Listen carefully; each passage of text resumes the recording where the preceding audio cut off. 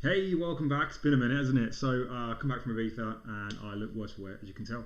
But by the time I got back onto the wagon, the whole world's going crazy. If you go into every single Discord right now, what you're seeing is people saying, "Oh my God, the floor's dropping, the price is dropping," and I think this is a great opportunity. I'm going to come to that. Let's just talk about the markets very quickly. We've got still this week actually. We're waiting to hear back on whether or not Evergrande's going to fully default. If they default, that's the big Chinese property company, and if they default, that might see some contagion across the market in China. About $300 billion company, billion-dollar organisation. However, much of Chinese middle-class wealth is wrapped up in property, so I think there's a real interest for the government to step in and control that, but we may see some wobbles over the next week or so. Markets have picked up a little bit. We've seen Tesla almost, I think they've particularly been at intraday all-time highs in the last couple of days. In the UK, we'll check out the UK market. Let's just jump onto that one. Let's just share my screen. Let's bring it over here. This is a bit of news on Evergrande over here, and let's jump to my screen here. So we can see the property market here. This is about the Evergrande stuff, but let's just jump over. Have a look at Hargreaves Lansdown. We'll see the FTSE 100 in the UK is up this morning. Fractions, 0.03%.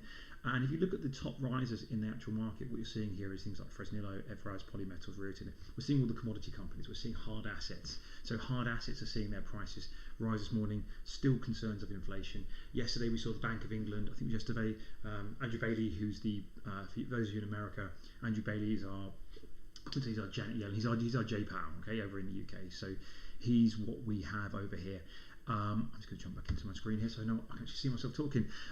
He's our J Powell. He's talking about whether or not they're going to start lifting interest rates sooner rather than later. Now, I think one of the things that is well worth thinking about as well is people sort of panic in general stock market terms if there's a talk of interest rate rises, because interest rate rises reduce the flow of freely available capital for growing businesses. But I mean, if we look at where interest rates actually are, they're incredibly low.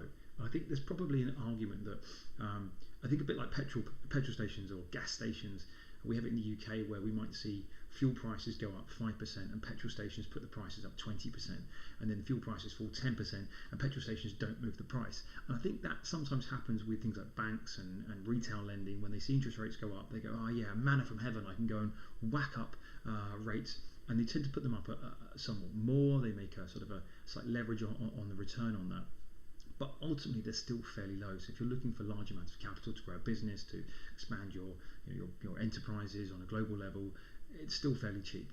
Now, there is an argument, and I think this is what I was going to just quickly cover this morning before I start talking about NFTs this morning, was inflation comes from a number of things. We're all spending because we've got loads of money. We've got sort of tied up capital, and all of a sudden there's a massive amount of money velocity coming into the market. We're all buying, or you see at Christmas time, you see the price of a PlayStation run up when the new PlayStation's been launched because everyone wants one, and there's this massive demand, and there's this flood of capital going towards it, flood of spending money going towards it. That's one thing that can cause things like inflation, just over consumer spending, just massive consumer, wild spending. I think what we're seeing now is we're seeing prices go up for a different reason. They're going up potentially because there is a demand, but there's a supply chain choke, and we're trying to clear through a lot of those things. So people have been talking about inflation being transitory. I don't really want to get into a whole inflation debate. I was just going to say, hey, look, it may not actually be a problem that can be resolved simply by increasing interest rates. Increasing interest rates sometimes goes, okay, people stop spending and they keep money in their bank account. It's the very, very crux of that idea. I'm going to earn interest now, I'm not going to spend it anymore. But you need to have a lot more interest for that to happen. And I think what's happening right now is we're seeing the price of container spaces go up from $2,000 per container to ship around the world to $16,000, and we use them for our own business that does e-liquids, and the cost of those is going up all the time. For us, it's very hard. We carry e-liquids, which are classed as dangerous chemicals, suddenly, randomly, and so we have to take an entire container for a fraction of it, which is absurd. So we're seeing it in our own business. But interest rates aren't going to change that. What's going to stem that level of inflation is kind of that supply chain easing, and I don't know when that's going to happen, but people are kind of wearing those costs right now because they spent so long saving money. They've got a bit of money saved up, so you could say, well, they've got money saved up, that's why they're spending crazy. I think we're just fed up of waiting for stuff, and we just want our God, my hair's awful, isn't it? I've been wearing a hat this morning. So those things can cause it. Now, on the flip side, you start increasing interest rates, and I'm going to just cover something now as well. For anyone who's ever watched BitBoy Crypto, for example, he talks about how there's going to be this massive deflationary shock. Now, what he doesn't understand is where that then goes to. So if you then start increasing interest rates and you start to see stagflation, as in it goes flat, there's no economic growth, and then you start to see deflation, where you start to see economic decline or a lack of growth, which can hurt governments because all of a sudden their repayments become a higher percentage of their GDP. One of the best ways to reduce the cost of a debt to you, or reduce the relative value, is for commodity prices or assets to inflate. So if you own a home and you have a £200,000 home or $200,000 home, and you've got a $150,000 mortgage, you have a 75% loan to value, 75% mortgage. If that house price doubles in value to 400 grand, you still only got 150 grand against it, but you've now got £250,000 of equity. You've got 60% equity, or 60. God, my maths is terrible. I'm going to just stop talking. 62.5% equity, I think is what it is, top of my head. So all of a sudden you have a much bigger asset position that you own yourself. So while your debt, the actual debt that you took out hasn't got smaller, it has got smaller in relation to your overall net worth, and that's the value to you sometimes of inflation. Now imagine if you're a government that's just borrowed $1 trillion, or you just got $1 trillion in from issuing bonds. If all of a sudden the economy or the value of your currency falls in half, or it goes up exponentially, that $1 trillion debt suddenly becomes much smaller in relation to the overall money supply. So inflation could be effective there. So if you start seeing deflation, then the value of that debt becomes bigger in relative terms. So then what happens is you start to have economic slowdown. You start to have recessions. And how do you fix a recession? You print the money again, because we know that trick works in a sort of a short term. And so we'll talk about there's going to be deflation. It's going to cause this massive deflationary shock. Actually, deflation can then lead to massive inflation again, because I think we're caught within this system, and I think that's what a lot of the big investors out there, the Ray Dalios of this world, have real concerns about. Or even some of the big gold bugs, like Peter Schiff, who isn't pro Bitcoin. He is pro hard assets. He's pro assets that counterbalance the US dollar devaluation, as it were. And on the other token, if all of a sudden you get more commodities for your money because there's been a deflation, as it were, that means you're starting to pull more resources from other economies that have got less money to spend. That means the cost for those goods for them starts to inflate in order to get their piece of the pie. So what you see is, when you see deflation in the US, you can see massive inflation in other countries that rely on dollar spending. So again, US deflation is not the only thing that's going to happen in the global economy. If they start to raise interest rates, or if the UK starts to raise interest rates, we have a much smaller impact now on the global economy than we used to have. It's all downhill, but it just plays to the picture. Deflation is not the end point. There's things that happen when you have deflation. There's things that happen when you have recession. So interest rates going up may not change the whole equation right now for inflation. You may still see continued inflation. You may still see continued interest in Bitcoin. As I say, Bitcoin reacts to the macroeconomic environment. It's a big asset in relative to other altcoins. So people go, "Oh, I wish Ethereum would decouple from Bitcoin." No, Ethereum has to decouple from macroeconomics, or risk and risk on. So that's that. That's just some things just to think about when you hear about all these talks, and that's what's going on in the market right now. So we're seeing the FTSE up, or basically flat. Now it is the commodity stocks that are up, and there is the potential. Some feel maybe there might be a little dip in the market over the next coming days with the Evergrande news. If it gets sorted, we might see a continued rally. You get what's called a Santa rally sometimes towards the end of the year.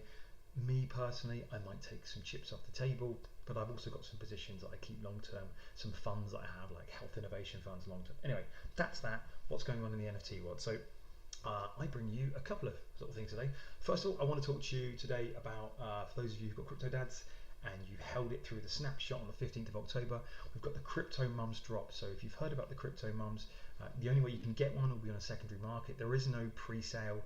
There is only mint for those people who've had a Cryptodad for the snapshot a few days ago, and there is further talk, there's announcements coming up that if you hold both of those, there's going to be incentives for doing so. So I think there's going to be a lot of people probably who go, "Oh, all right, I'm going to flip it," and they're going to get some money. I think now's a terrible time to sell pretty much anything in the NFT market, and that's simply because people don't know where Ethereum is going to go. If Ethereum is going to run to 8,000, 10,000, are we going to see more pain in the NFT market? Potentially, yeah, I think so. But we're also going to see the people with big money make lots of money, and they're going to come in and they're going to wash that money straight back into them. I don't wash as if it's money laundering. They're going to be throwing that money back in the market. So that's something to be mindful of.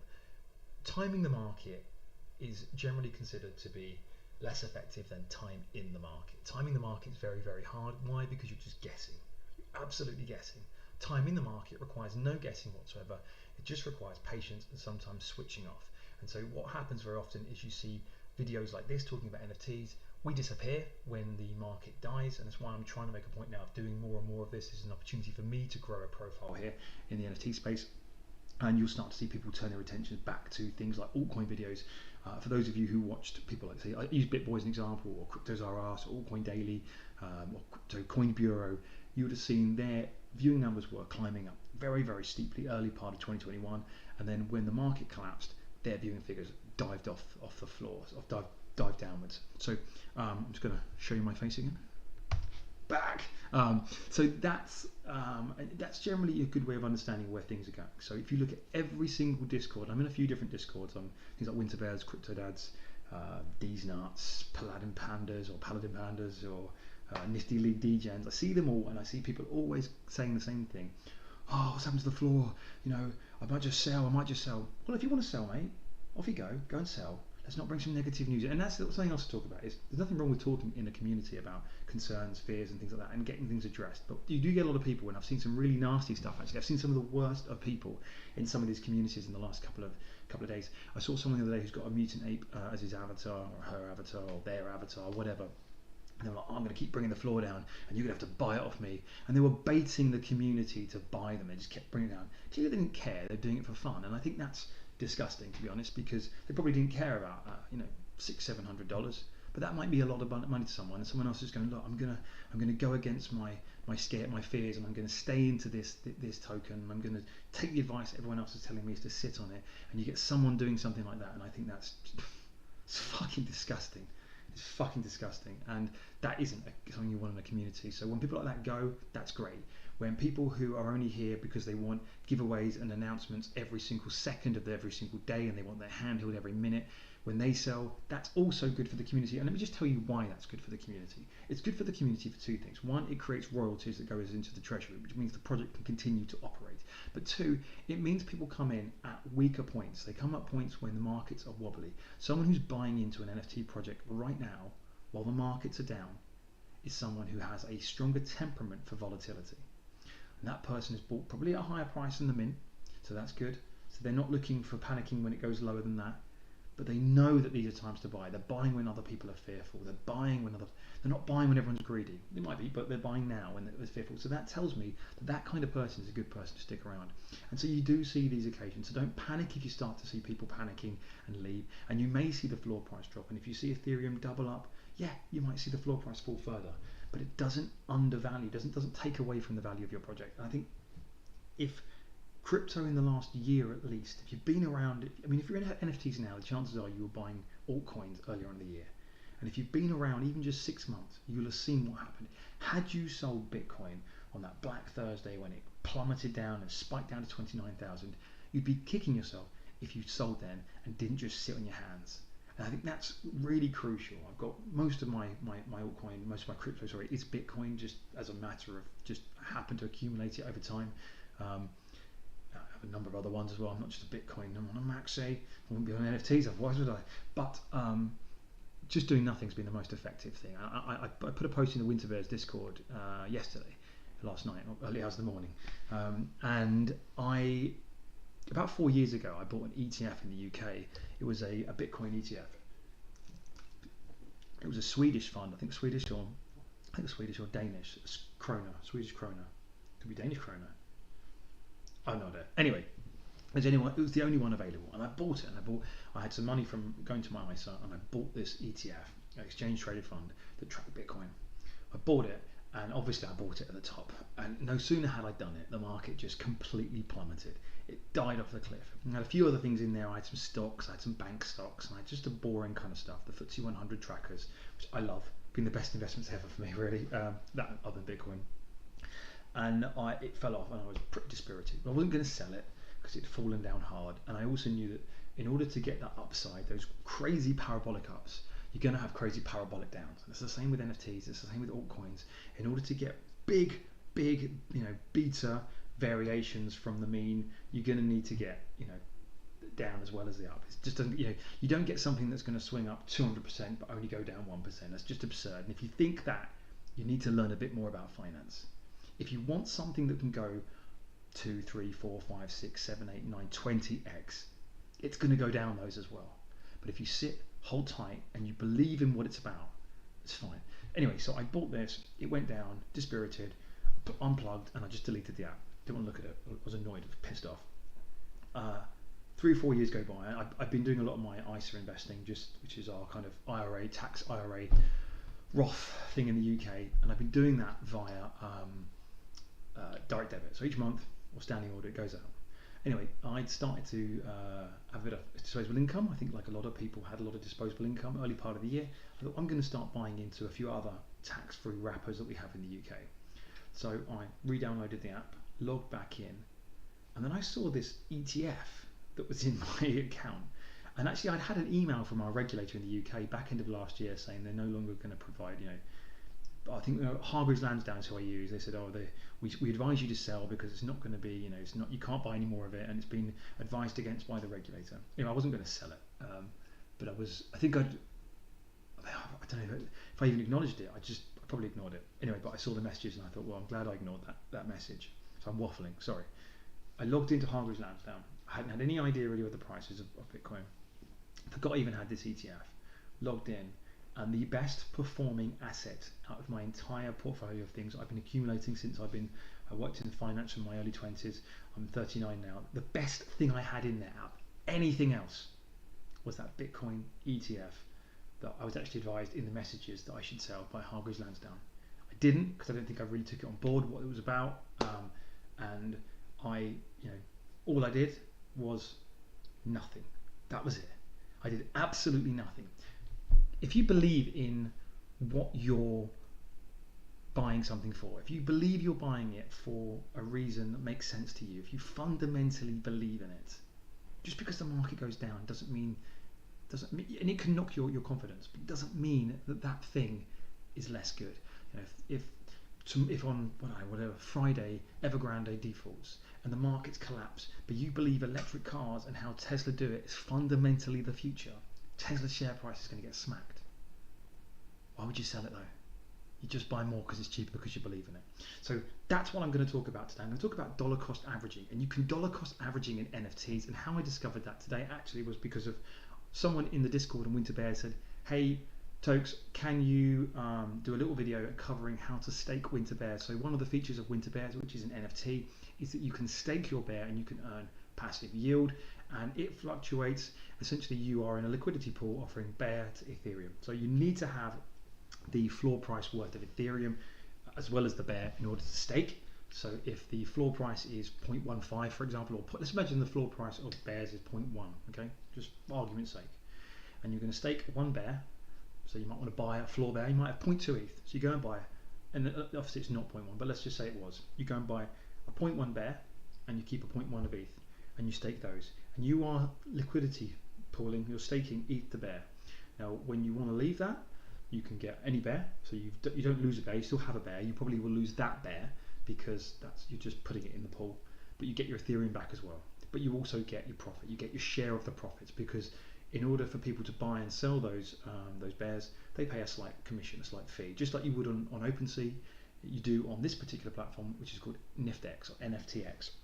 I'm going to show you that. I'm going to show you how easy it is to stake your bear. If you have a floor bear, if you bought a bear that's not bought on rarity, it's just a floor bear, it's only worth the floor. You might have a different view, you might like it aesthetically, then I wouldn't put it in the staking pool. But if you've got one that you just bought because you just bought a bunch of them and you want to put them to use now while the market's wobbly, this is what you do. I'm going to show you this, and while I'm doing this, I'm also going to show you a real good opportunity that you can do in order to start to look towards other blue chip NFTs. If you'd love a Pudgy Penguin, if you'd love a Doge Pound NFT, if you'd like one of those big blue chip projects, but you don't have the money yet, but you believe you'll have the money over the next 6 months, 3 months, year, or whatever, you can dollar cost average. I'm going to show you how you can do that.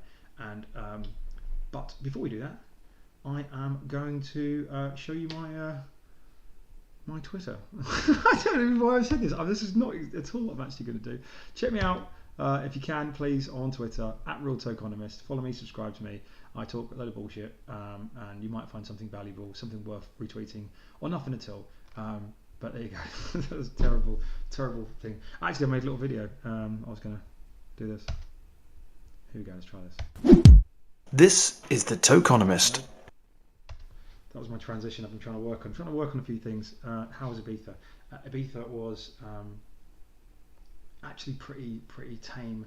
I've been going to Ibiza now for the last God knows how many years. It's quite quiet because of lockdown. Still has kind of real nailed it. It's the end of the season. It's getting a bit chilly, but it's a really good opportunity to go exercise and just take some time out.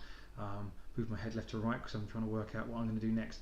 Right, I'm going to show you something before we get onto the staking, the pièce de résistance, as it were. If you do like this, by the way, if you like what I'm trying to do, what I'm trying to build, which is generally just talk about NFTs in a I don't know, not a moon boy light, maybe in a moon boy light, I don't know. Then do follow us, do hit subscribe, and tell me what you'd like me to talk about. I am going to cover something now that I think is really interesting, which is about community. So people talk about community going, oh, this is the best community I've ever seen. And I'm in some Discords that have got really good communities around them, as in you can get a vibe. You can be in a Discord and you can go, hey, this Discord is friendly generally. And this Discord has some arseholes in. And those Discords are ones that I tend to leave and I tend to not come back. I've seen a few of them, I'm not going to name names, about ones that I think are terrible. But there are others that are kind of cool, and it's a real surprise when you do see some negativity in them. And the good ones generally I do see are things like Winter Bears. D's Nuts is an absolute sleeper. I've got a D's Nuts, got a fairly rare one. I will buy more. I think there's something about what they're doing there is pretty cool. They actually come from the Dogepound launchpad. They produce amazing announcements with cool videos and graphics and renders. Interesting stuff. Paladin Pandas is pretty intense. I'm in it for the GameFi, Nifty League DGen again, pretty intense. I'm a bit out of my league, so I'm learning about GameFi, so I'm kind of in there, sitting there, not really talking, but very, very polite, very friendly. And I keep these ones because I think these have a value. But I want to show you the one that I think is the best community at the moment. And this is not to knock any others, because I think the ones I've mentioned are all quality communities. But I think they could learn a lesson still from this. And this is Cryptodads. Cryptodads. Now I'm going to share out my screen. Let's share my screen. Let's jump on to something that I want to show you. This is the fan cast for Cryptodads. This is produced by two Cryptodads, Calcio and Jimmy T, both UK guys. Not that it matters. Jimmy T was producing animations for the just in the community, just as a thing to do, as it were, just trying to help out. And he's been producing some really cool animations, such that he's now been picked up by the actual devs. He now works for the actual project, which is amazing. So someone, through showing their love and their passion for a community, has now found a way to earn a living and earn more value from that NFT community. People talk about the value of an NFT being a community. What's the net worth of that value? Well, okay, for Jimmy T, definitely, isn't it? He's found a way to leverage that, and that's what you can do, and that's what I'm doing with NFTs, by communicating to people within the NFT groups that I hold. I'm building up a profile, I hope, and the work for Calcio and Jimmy T have done in this fan cast is great. Now, does your project have a fan cast? And I ask that as a question because I think that's really important when it comes to. Sorry, I didn't even show you the screen. Didn't even share the screen. So I realise I've just done this and not shared the screen, so I'm going to just spin back to this, right? Second time I've done this now, I did it last time. Let's go and show you the fan cast. This is the fan cast. Jimmy T over here, Calcio over here, both two members of the Cryptodads community. And Jimmy T's been doing animations, as I say, for members, just as a bit of a laugh, really, and doing some cool stuff, helping with promos, and he's picked up a little job for himself, which is great. It's fantastic. That's the value of the NFT communities. It's not just about, what's the floor price? Well, I haven't done an announcement today. They just do an AMA every single day. There's more than that. There's the value of the network and of the community, and I think that's one of the values of Cryptodads.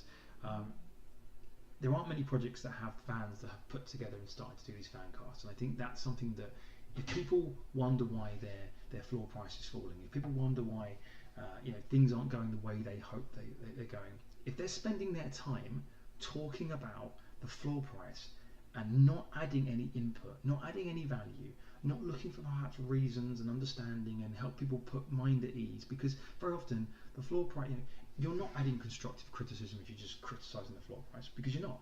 Because generally the floor price right now is falling oversell on all projects, bar about 2 or 3%. There are some exceptions, there's always going to be exceptions. But by and large, pretty much every single project is falling in the NFT space. That's not a reflection of any dev, and there are some fucking terrible devs out there. But this is not their fault. This is simply because attention is being drawn away from it again, because everyone's anticipating Bitcoin, ETH, altcoins, and then back into NFTs again. So if you're just talking about floor price and going, oh, I'm going to sell, I'm panicking, you know, they're not doing any announcements, they should do some giveaways, it's not going to change it because you're pissing in the wind. The phrase we use in the UK, you're pissing in the wind. It's ineffective. It's not the best way of doing it. You want to hit downstream. So for me, my personal views, and it's just my personal views, if a project has some exciting announcements to be making, I would rather they didn't announce them now. I would rather them wait till Coinbase has its NFT platform and they're on it. I would rather they wait till Twitter has the verification NFTs ready to go, and then we'll do it. Why? Because you're keeping your ammunition for when people are back in the market. People are clearly taking a break right now. Let's let the projects crack on. I think the next run up of NFTs, which will happen in a few months, it might be happening in a month, it might happen in 6 months, it'll be based on projects that are starting to roll out things and not roadmaps. Roadmaps are not a sign of execution, they are just a, here you go, I'm going to do these things. But those projects that actually start to put things out there and start to execute, you know, like Palin and Pandas, they've got their demo game coming out at the end of November. You've got Nifty Degens, I think it's November as well. You know, if they are got their gameplay working, that all users can use them, and then all of a sudden the NFT market starts ticking up, they're now a play-to-earn game that actually is happening. They're an Axie Infinity, but a baby version. That's a whole different ball game to invest in. It's a whole different market. So, where was I going with this? This is a fan cast put together by members of the community off their own back. When we talk about what makes a good community, that is the kind of thing that you see in a good community. When you look at how many polls that have been going out there for, you know, which is the best project, and who won, there was one done by a Twitter account recently, you know, smashed left, right, and centre. It's Cryptodads. That is a strong community that is backing it, and it's probably here for a longer haul. Are we going to see a price dip when they bring out the Cryptomoms and people try and sell? Yeah, of course. There's people who are here for the short term, but those here for the long term, I'm seeing a lot of the signs that it's going to probably be with Cryptodads. There's a reason why I make my profile my kind of avatar, and I probably won't be able to change it now. I'm probably kind of stuck with it. And actually, I did see an interesting thing where one of the CryptoPunks yesterday had an offer of about $8.9 million on his CryptoPunk. I forget the name of it now. I have to find the actual article. It was covered by Elliot Trades. And the point that owner of that CryptoPunk, the reason why they didn't sell to this huge offer was because they said, actually, that's essentially my image now in the public domain. If I get rid of that, I lose a kind of part of me. And that makes sense, branding. So that's a sign of a good community. So if you want to spend less time talking about floor price and not add any input, you are going to be part of the problem, and that's the brutal truth of it. If you expect an announcement or giveaway or momentum to suddenly flip in a day or 2 days or 3 days or 4 days, it's not going to happen. We may see double up, we may see NFTs fall harder. It doesn't bother me. When I buy an NFT, I'm looking at a set price here, and I can buy it here, that's why I buy it. If it goes lower, I might buy more, or I'm still cool because it's still here. This is still where I'm looking at. You know, if it comes down here, where I'm actually looking to sell is when it gets closer to this figure. So that's what you've got to think in mind. When you buy something, have an understanding of where you're going to sell it. When it comes to NFTs, there's two types of people. When it comes to trading, there's two types of people. There's market traders, people who buy something, you know, put it on a market store, they buy a pack of bananas, they buy, you know, packs of Monster, and they go, right, I'm going to sell these for 20% markup. And then you've got traders who use charts. You can't use charts effectively with NFTs. They've not been around long enough. There isn't the psychology and the behavior tracked. Don't kid yourself. You're trying to punt around. The best thing you can be looking to do with NFTs is invest. So look at projects that have these kind of communities, that have these signs, that have all the hallmarks of something, some staying power. And don't buy them for a month, buy them for a year, 2 years. There's still going to be those people out there that are going to buy it just for a 1 day, 2 day, 3 day, 4 day flip because they think it's easy money. It's not easy money. There's some people who anyone can make easy money in a bull market, but when it gets tough, when it gets to a bear market, you know, don't think you're going to be, you know, you're going to be out through the market. So that's what I wanted to highlight. That is a sign of a community in action. Cryptodads Fancast. I think it's so important. people get that. That's a community. You know, any community you've been in where the community start to do things and start to evolve and start to create their own kind of ecosystem, that's the community. That's what we mean by a community, not just a bunch of people talking and being friendly because the market's going up. Because when the market's going down, you start to see all these communities fragment, and what you then want really is a flush out. You want to flush out the people that can't handle the volatility, and you bring the new people who buy in at the depths of the market, and you get a fresh start again. But anyway, that's that. Right, let's talk about now the sort of the key thing I wanted to talk about, which was Winter Bear's staking. So I'm going to put the timestamp in below. So those who want to see Winter Bear staking, hi, Winter Bear staking's arrived. Let's talk about Winter Bear staking. So let's just go back to our main Cameo. Okay, so let's bring up the. Okay, right. So Winter Bear staking again. So I've said it earlier on. If you've got a Winter Bear, you can stake it and you can earn passive yield by offering a liquidity pool. That means you help make a market essentially. You're part of making a market, and in return for doing so, you're rewarded with a share of the fees generated by that liquidity pool. You need to have sufficient ETH that matches the floor price of a current bear, and you need a bear. And so it's best to not use rare bears. It sounds ridiculous me saying that. So if you want to check out something like rarity.tools, and you can check out the rarity of your bear, and if it's not a floor price sort of bear, or it's not a bear you want to lose, then don't stake it, is my advice. You're not going to probably get back the bear you want, because when you put it into the liquidity pool, you're making it available for someone to buy it. You'll get a token back that equates to one bear, so you're never out of a bear, but you will lose that bear more than likely. You might get lucky, but so don't stake a rare bear. I've got a rare one, I wouldn't stake it. I'm going to be buying a non-rare one to stake it because I think the APR is phenomenal. Let's check that out. Let's jump over to the screen in question. Right, so the first up, what we want to do, if you want to stake your bear, jump onto Google and go to NFTX.io, okay, or just NFTX, and you'll see this site, NFTX.io up the top here. That's one you want to go to. Now you can search for your own project, you can search for other projects as well, and you can see how much value is locked up. So CryptoPunks has got $38 million locked up in NFTX themselves. It's just another platform. It's another platform, that's all. I plugged in my my little MetaMask wallet, and you got peanuts worth of Ethereum in there, but it's enough to prove. I had to top it up just to show you how it works. What else we got? Curio down here. You can see the floor price. This is the floor price of NFTX, so there is going to be discrepancies between the platforms. It's an arbitrage, I suppose. You might get lucky. You might be able to buy, a pudgy penguin for 1.674 here, providing the gas is low, and then go to OpenSea and sell it for 1.9. I think if you look at OpenSea right now, pudgy penguins, OpenSea, pudgy penguins. Here we go. Let's have a quick look.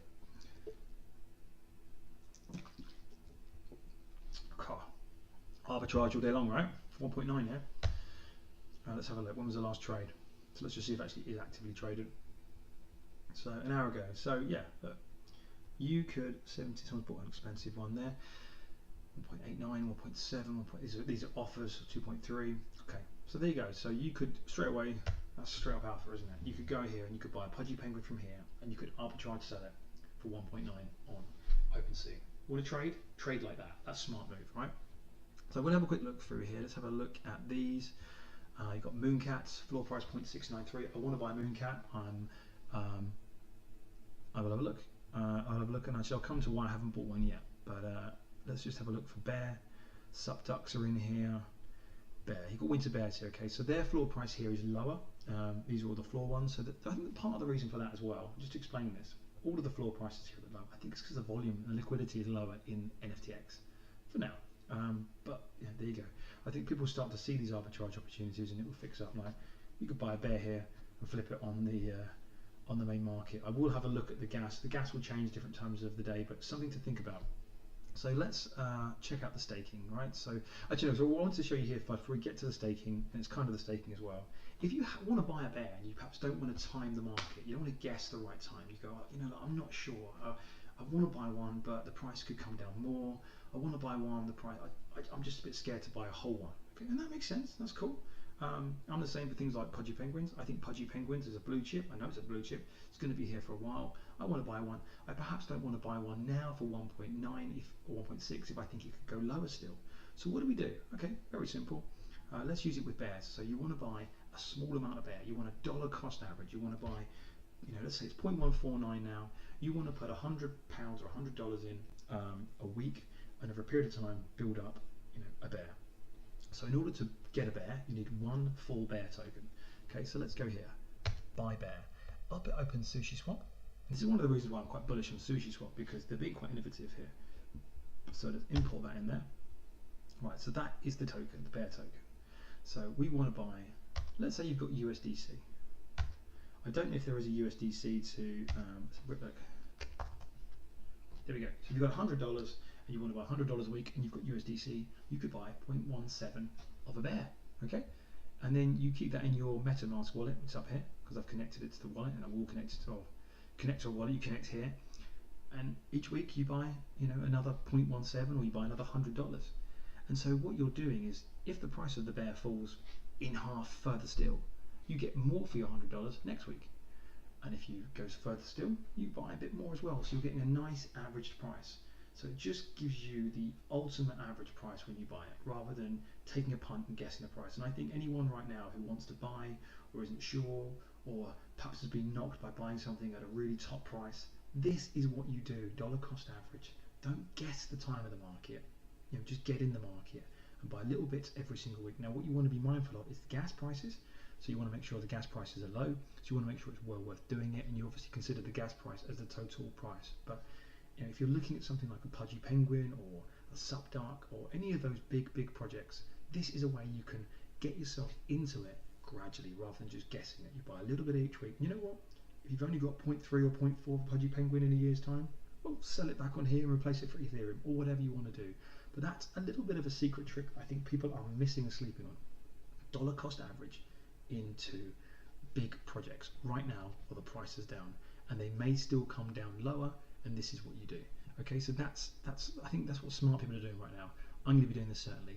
Now let's look at the staking. Okay, so we want to stake. So what do? We're on NFTX.io. All right, let's go to the main page. Fetching NFTX results. So we've got all the different ones they've got here. My cat's about to fall on my laptop.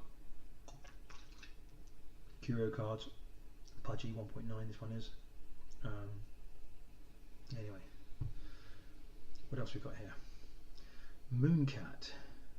So these are just some of the items for sale. Subduct 1.66. This one here, this bear here, 1.15. So axolotls, loads on there. Again, this is not the OpenSea prices, NFTX prices, and it's largely because the liquidity is lower. So we're going to go to stake. Okay, so we're clicking up stake here. Make sure I'm actually on the correct thing. I am. God, thank God for that. Okay, we want to find bears. We've got bears here. Let's just type in bears. So you go to NFTX, stake, click on bears, winter bears. Not them ones, but these ones, bear. So there's 118 bears in the vault at the moment. That's 1.18% of all bears is currently in the vault. Now, if you want to find a particular bear to buy, you can use the filters just as you would if you were on the other platform. You might want to, you can buy a bear right now for 0.15. Any of these you can, they're all the same price. So it's a bit of a deal really, and I quite like that one. What else we got? Any more in there? So quick look at these. So if you're going to buy one, do check this out, because I think it's really important to have a look. Show more. I like the classic bears. That's a good one. That's a grey bear. It's a good one. What else we got? Sorry about this, it's quite boring. You're watching me looking at bears. I think it's kind of cool this exists. And so when people are saying there's no announcements, this is hella cool. This is what some of the credible projects out there are doing. They're not going to get on NFTX if they're not credible team behind it. There's a lot of thought goes into this to create liquidity pooling through NFTX into Sushi. It's very smart. This is better than a random giveaway. This is a really smart thing I think the team are doing. And I'm not paid by them. I'm not a shill. I hold them. Yeah, I've got a bias definitely there, but I didn't have a bias beforehand, and I was very critical of some of the things, and I butted heads with one of the devs on a number of occasions, and just was really impressed with how he handled every single difficult question I put his way. I think they're difficult questions, and he also asked them on the town hall in public, and if wasn't have confidence in his own ability to address them properly, it could have put him in a sticky wicket. So I'm really impressed by this. I think this is better than any of the nonsense that people are requesting. So anyway, so we want to stake it. So we click on the stake here. So you're on the bears, you go buy, sell, stake. A few different options there. What does the info mean? Let's tell you some info. That's the spread, that's the mid price. So if you ever bought stocks and shares, that's how it works. Stake. And I've got a bear there. You click that and then you go over to here. So if I wanted to stake my bear, I'm not going to stake this one. You need 0.14, my front door going. So I would need the floor price or the mid price worth of Ethereum to match that liquidity pool. So it's bear and ETH you need to match to make a market. But it doesn't cost you 0.1488 ETH. And that's very critical. It doesn't cost you that. You're lending the pool 0.1488 ETH and you're lending the pool a bear. Okay? And if you've got a floor bear and you don't fancy that bear, it's just a bear to get yourself a position in the project, then then stake it. If you've got some ETH, stake it. And when you go, right, do you know what, I'm done now, you can take a bear back out and you take your Ethereum back out, plus any of this. And this is the thing, right now it's looking at about an 89.1% APR. 89% APR. And you might go, oh yeah, but that's not even 1x. This is just earnings. So if the project goes up in value afterwards, wicked, because you still own your token, you still own your ETH. But you also get that on top. And that also will go up in value if that's getting to you in ETH. So, or in bear tokens. So it's not just it's only 89% return, which is a phenomenal return, but it's 89% in addition. I think that's often missed. So currently you're getting a share of the pool of about 1% or so, mint fee 0%. Lock time maximum before you can get it. When you've requested to unlock it is 2 days, so it gives it a bit of time, so it doesn't just cause a flood on the market. And you essentially, I've got the right ETH in there, my wallet's connected, I've got that, and I just would go approve. It would then send me a request, and then I'd mint and stake that, and that's it. I'm not going to stake this particular bear because it's a rare bear. Anarchist, heart eyes, football in the mouth, sailor hat, no chance. That's staying with me. But I am very tempted to jump into my washing machine now. I am tempted to jump into the pool, buy a bear, stake it, and get that level of yield and return, because that's it's just it's money for old rope, isn't it? So that's how you use it. It's pretty straightforward, but I think what you can get from this is not just the opportunity of staking a bear you have. You're thinking, what do I do with it? The market's going down. Just stake it in there, leave it. Come back in 6 months' time, 3 months' time. Come back when the market picks up. Come back when Twitter announces NFT avatars. Come back when Coinbase announces their NFT platform. Come back when SushiSwap's NFT platform announces big news. And I think that's the big thing, is people like me are going to take your NFTs if you are thinking this current dip in the market is a reflection of the project, because it's not. It's a reflection of the market. And if you sell now, you will more than likely regret it. I hope this has been helpful for those of you who've got a winter bear, or those who've got NFT in general. If you're looking to build up a stake or want to know how to dollar cost average, NFTX is a great platform for it. Again, not paid for by them. There's probably no one who watches this video anyway, but that's how you do that, and I hope that helps. And with that, I'm going to just love you and leave you, log off and die, and check us out, subscribe, and I'll see you next time.